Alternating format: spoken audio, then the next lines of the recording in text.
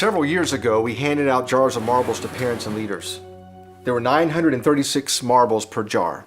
That's the number of weeks estimated between birth and high school graduation. Parents and leaders were challenged to reduce the marbles to the actual number of weeks each child had left in their home or church. Then they were given a simple assignment: remove one marble each week. The practice of losing marbles had a strange effect on a number of families.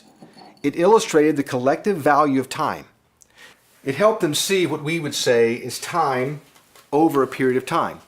It helped them readjust their priorities. It made each week matter a little more, and it reinforced a simple principle. When you see how much time you have left, you tend to get serious about the time you have now. Think of this as kind of a visual countdown clock. I mean, if you've ever watched a basketball game, you get what I'm talking about, right? The countdown clock can start having a strange effect on the players and fans. Have you ever noticed how intense and serious the game gets when you get closer to the end? That's because the countdown clock has the potential to affect everyone's focus and concentration. There's something about putting a number to the actual weeks you will have with a kid or teenager that helps you see your time in a smarter way. And this is not really an original idea. Moses actually suggested something similar to this in one of the Psalms when he said, "Teach us to number our days that we may gain a heart of wisdom." It's such an interesting concept that when you number your days or weeks, it helps you develop a heart of wisdom. Do you know what a heart of wisdom is? I don't either, but I think it's the opposite of stupid. So you could read it this way if you wanted to. Number your days so you just won't be stupid. At this point, you may be thinking, that's a really bad idea. The last thing I need is some visual reminder every day that I'm running out of time with my kids. Maybe you're thinking, I already feel enough pressure. Well, that's what we were hoping, to send you to therapy because now you're panicking about the amount of time you have left with the kids. Not really. I mean, does this mean you have to make every second count, turn every minute into a teaching opportunity, and keep a daily record to record it all? Nope. Not unless you want to drive yourself and those around you crazy. Here's a better idea. What if you just decide to take 1 week at a time? What if you just decide to learn to pace yourself better as a parent or leader? And the power of this illustration is that it reminds you of two things that are both true at the same time. One, every week matters. Two, you don't have to get it all done in a week. This one visual shows you the worth of every week and also how all the weeks add up to do something collective that is very, very powerful. In some ways, understanding this can actually take pressure off because you can relax and simply decide to be a weekly leader or parent with your kids, realizing that you can't get everything done in a day. You can't even get everything done in a week. All weeks are not even created equal. Some weeks will work better than others because Rome wasn't built in a day or even a week. So take a deep breath and relax, right? That's why we think losing your marbles can actually keep you from losing your marbles. This is why we say it's not just time that matters, it's time over time.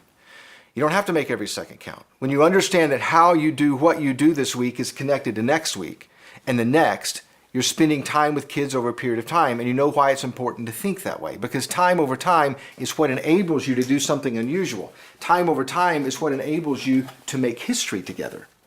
Let's think about it another way. Most kids don't know what you're doing this week is going to be a formative part of their history. They're just kids. And as kids, they only see now. To them, you just built a sandcastle. You just took them to swim lessons. You played basketball in the driveway. You saw a movie. You ate pizza. But you're an adult.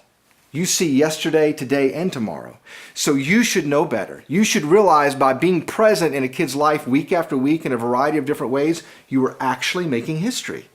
Any parent or leader can do that, as long as they decide to show up and be present week after week in the life of a kid or teenager. When what you do this week is repeated next week and the week after that, it has a cumulative effect. The problem is you can't always see the results. You can see the time, just not what it's accomplishing. But there's a reason, right? You can't see immediate results. Think about this. The reason you can't see spiritual growth is because it's just too spiritual. The reason you can't predict pivotal moments is because they're too unpredictable. But it doesn't mean something spiritual isn't happening. It doesn't mean something pivotal isn't occurring. The best thing you can do is to choose to keep investing in what you can't see, to keep being present for what is not happening, to keep trusting that time over time will do what God has designed it to do. Here's another thing to think about related to time. Time was created, right? So then it obviously has a purpose. I mean, it's no accident that the earth spins on its axis at approximately 1,000 miles per hour as it moves through space at a speed of 67,000 miles per hour. It's no accident that the sun rises and sets with mathematical accuracy. The seasons change. The entire universe has a predictable rhythm. The cosmos works together like gears on a clock, and if we can read it, we evaluate and predict how things grow, change, and age. It just seems obvious that time exists for a purpose. But have you ever stopped to think that maybe God established time as a platform so he could communicate something so complex that it needed to be presented strategically over time? Why didn't God send Jesus as soon as Adam and Eve ate the fruit? He could have resolved the issue then and there, but he waited. He used time. He gave Abraham a son. He let Joseph sit in jail. He sent Moses to deliver a nation. He let a nation wander in the desert for decades. Have you ever thought about why? It was as if God decided, I can help you understand something with time that you could never really understand in a moment. There are just aspects of God's nature, secrets about life, codes to the universe, that are so intricate, they simply take time to decipher. If a Heavenly Father uses time to clarify and solidify certain values in our heart over time, then over time may be the best way to cultivate what matters in the hearts of our own children as well. In other words, some of the most significant gifts we can give the next generation is what we give them over time. That makes what you do this week and next week and the week after even more strategic. As parents or leaders, it's important that we realize there are certain things that can only be communicated, understood, and discovered over time. For example, a child doesn't experience worth because he's loved once, but because he's loved by someone over time. Kids don't understand the world through a single event, but through a collection of stories over time. Teenagers, they're not motivated to change by one phrase, but by words that move them over time. You don't feel like you belong because of one invitation to something, but because you have been welcomed in a tribe over time.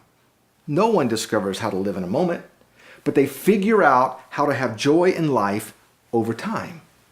That's just the way life works. That's why we hope you never, ever see a week the same way again. Even when you can't see tangible results, just trust that what you're doing matters. That's why it helps sometimes to visually see how much time you have left. It's not just 936 marbles. It's your time.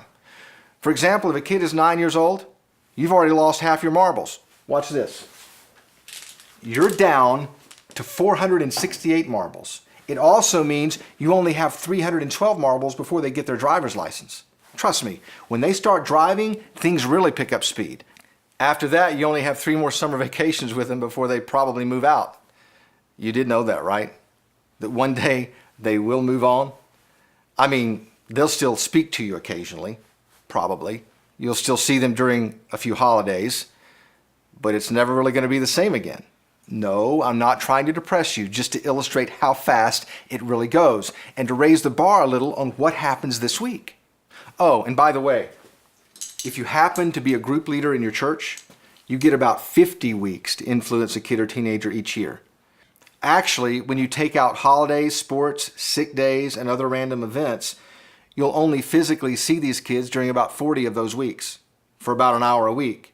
That's only about 40 hours to convince them about the things that matter most in their life. The bottom line is, you're losing your marbles, or your weeks, however you want to think about it. But don't think about it as a negative thing. You're playing for keeps with every week that passes. With every marble you lose, you're making history. You're increasing your sphere of influence in a kid's life. Playing for keeps means you get serious about what you do with your time. You have decided simply to visualize time, literally, to create a physical cue to remind you about time, to number the weeks you have left with a kid or teenager before they walk away. Sure, it may seem a little morbid at first, but it's just smart. The point is, we think that you'll tend to make your weeks count a little more when you count your weeks.